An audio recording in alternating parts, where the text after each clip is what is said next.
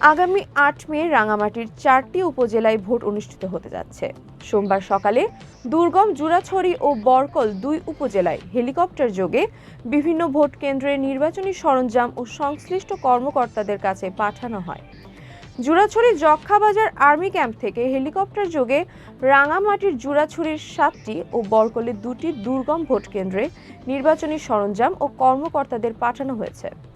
নির্বাচনী অন্যান্য সরঞ্জামের মধ্যে রয়েছে ballot paper, ballot box, stamp pad এবং অমোচনীয় কালি। ৮ মে ভোট গ্রহণ ও ফলাফল গণনা শেষে পুনরায় নির্বাচনী কর্মকর্তারা ফিরে আসবেন।